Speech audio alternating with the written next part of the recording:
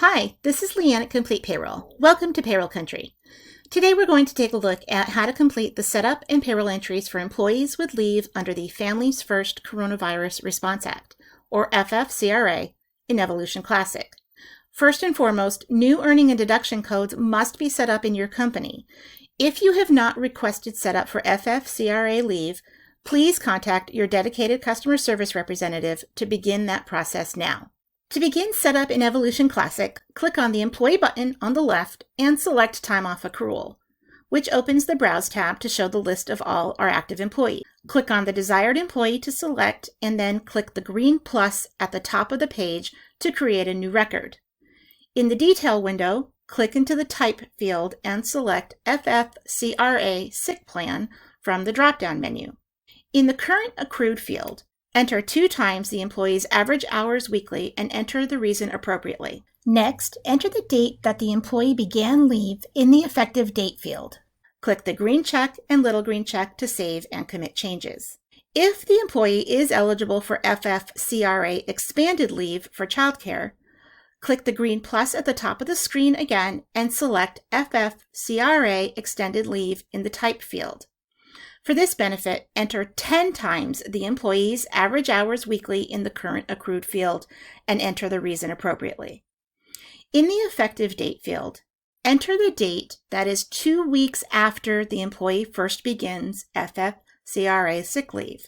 For example, if the employee began sick leave on April 3rd, enter April 17th as the effective date for the expanded leave benefit. Click the green check and the little green check to save and commit changes. Repeat these steps as needed for additional employees. The next step in setup of our leave benefits is in Employee Scheduled EDs, where we need to add special memo codes created for reporting purposes. Click the Employee button on the left and select Scheduled EDs, opening the Browse tab to show the list of active employees. Click on the desired employee to select and then click the green plus at the top of the page to create a new record. Click into the Code field and select M20 FFCRA ER benefit from the drop-down list. Next, click into the Effective End Date field and enter the employee's expected date of return from leave. Click the green check and small green check to save and commit changes. An important note here is if the leave is not taken for the full anticipated amount of time, this effective end date must be adjusted before processing payroll once the employee has returned from leave. One last step for setup is needed if there is an employer health cost for this employee, and the employee does not currently have an active deduction for employer-sponsored healthcare. In this case, click the green plus at the top of the page to create a new record, click into the Code field, and select the appropriate code for your company, possibly EERM or M11.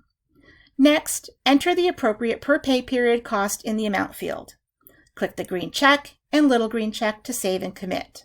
Repeat these steps as needed for additional employees. Now that the leave benefits are set up in Employee Maintenance, we'll take a look at how to enter the appropriate leave hours and earnings in Payroll. Click on the Payroll button, and after creating your payroll and batch, click the Quick Entry tab and add the following codes to your grid: ES1, Emergency Sick Self, ES2, Emergency Sick Other, and EF1, Emergency FMLA. To add a column for any new code, right-click the mouse anywhere on the grid, click ED, click Add, and select the appropriate code with the hours description. You may add the amount columns at your discretion, but the hours columns are necessary, and the amounts will auto-calculate. To enter hours manually on your quick entry grid, select the appropriate code and enter the full number of hours the employee normally averages for a pay period. Use the code ES1 Emergency Sick Full if an employee is unable to work or unable to telework due to a need for leave because the employee is subject to a federal, state, or local quarantine or isolation order related to COVID-19, has been advised by a healthcare provider to self-quarantine related to COVID-19, or is experiencing COVID-19 symptoms and is seeking a medical diagnosis. Use the code ES2 Emergency Sick Other, 2/3, for the first 2 weeks if the employee is unable to work or unable to telework due to a need for leave because the employee is caring for an individual subject to an order of quarantine or self-quarantine as previously described, is caring for a child whose school or place of care is closed or child care provider is unavailable for reasons related to COVID-19, or is experiencing any other substantially similar condition specified by the Secretary of Health and Human Services in consultation with the Secretaries of Labor and Treasury.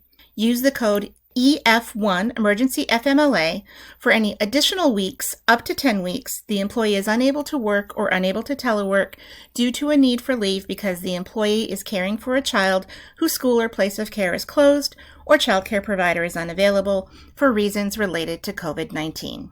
Again, because this is important, enter the full number of hours for each employee that they normally average per pay period. In other words, do not enter 2/3 of normal hours for emergency sick or FMLA.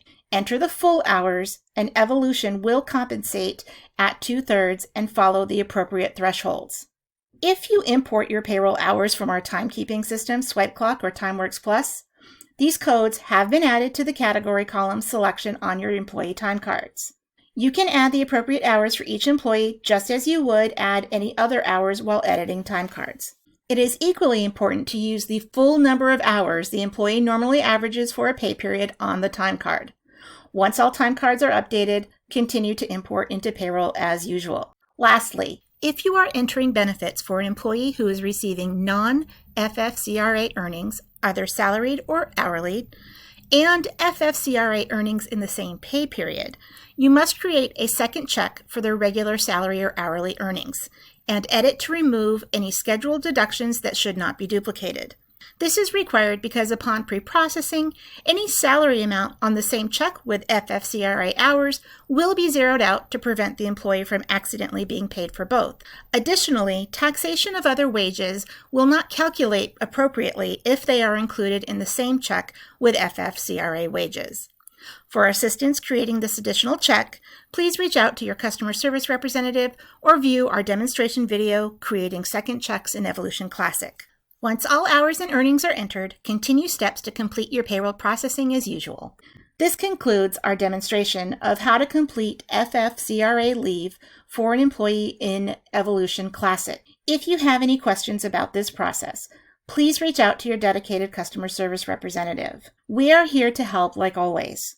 Thank you for joining me today, and from all of us in Payroll Country, stay safe and be well.